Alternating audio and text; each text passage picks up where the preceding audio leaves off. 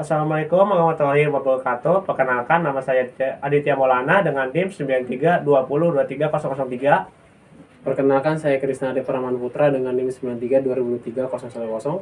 Perkenalkan, nama saya Hendrik Koca dengan NIM 93203015. Kali ini kita akan mempresentasikan hasil video kami dengan proyek rancang bangun alat pintu otomatis dengan solenoid door lock berbasis IoT memakai Blink dengan ESP32 sebagai microcontroller dan RFID sebagai sensornya.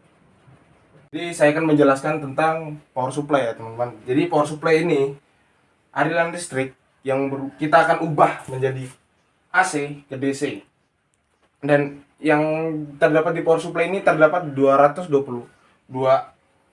volt akan kita ubah menjadi 24 volt 3 ampere. Dan ini power supply ini akan kita menyalurkan lagi ke arah step down untuk menurunkan tegangan yang berlebihan.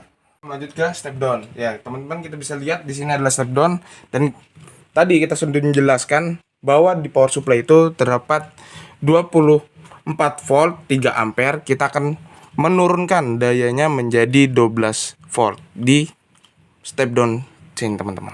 Kali ini saya akan melanjutkan tentang step down tadi. Nah, step down ini keluarnya itu 12 volt ya, dan positif dari step down ini akan mengarah ke COM. Lalu karena di sini kita pakai NO, karena keadaannya solenoid ini normalnya open ya, jadi kita pasang pada positifnya solenoid door ini di NO, lalu di negatifnya solenoid ini akan terpasang pada outnya negatifnya pada step down. Lalu di sini akan terlihat solenoidnya ini, jika dia NC dia bakal otomatis tertarik karena dia pakai sistem magnet. Nah, karena kita pakai normal open atau tidak tersambung, maka arus pada solenoid ini tidak akan masuk. Stop ya. Lanjut. Stop ya. Langsung. Nah, sekarang pembahasan tentang relay. Nah, setelah tadi COM dan NC-nya NO2 terhubung, di sini VCC kita mengambil daya itu dari 3,3 karena VCC dari relay ini butuh sinyal yang dihasilkan oleh ESP. Lalu grounding ke grounding ESP. Nah, untuk in sendiri ini akan masuk ke dalam kolektor pada transistor 2N222 yang berfungsi sebagai menaikkan tegangan. Lalu base-nya itu akan masuk ke dalam pin ini, pin 14, yaitu pin relay sendiri. Lalu untuk pin emitternya itu akan lari ke grounding. Nah, sekarang kita akan menjelaskan tentang ESP32.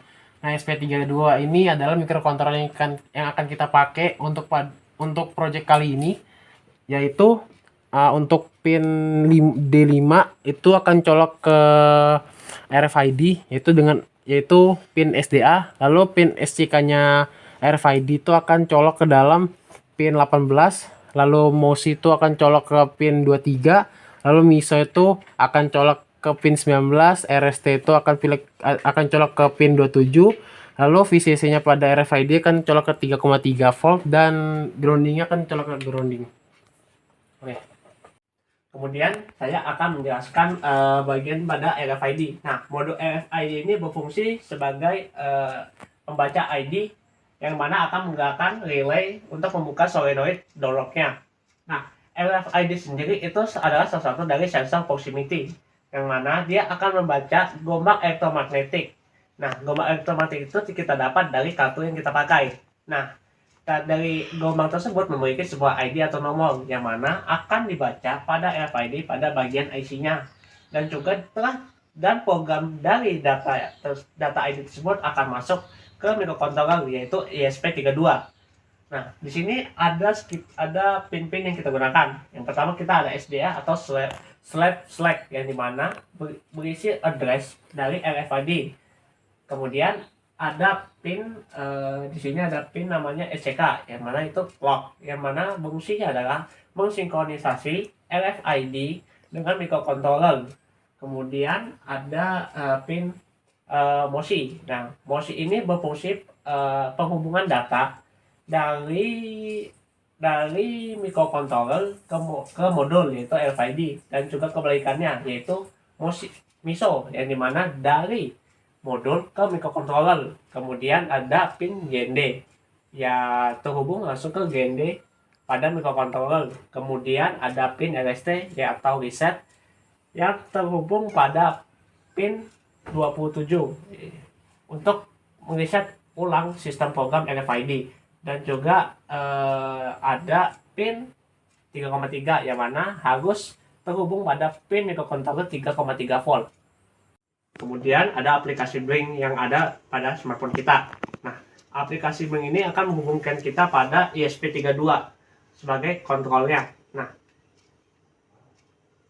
aplikasi ini sendiri terhubung pada virtual pin 0. Nah, ketika kita tombol kita pakai, maka sinyalnya melalui internet atau wifi akan terhubung ke ESP. Nah, sinyal itu akan menggerakkan relay, kemudian membuka pintu pada solenoid door lock.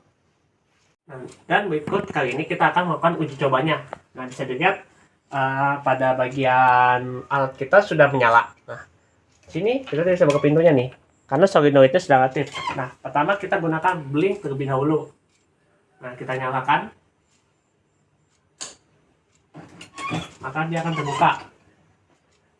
Nah, solenoidnya akan tertutup kembali dalam 5 detik. Nah, kemudian kita tutup kembali, kita akan gunakan kartu yang sudah kita pakai.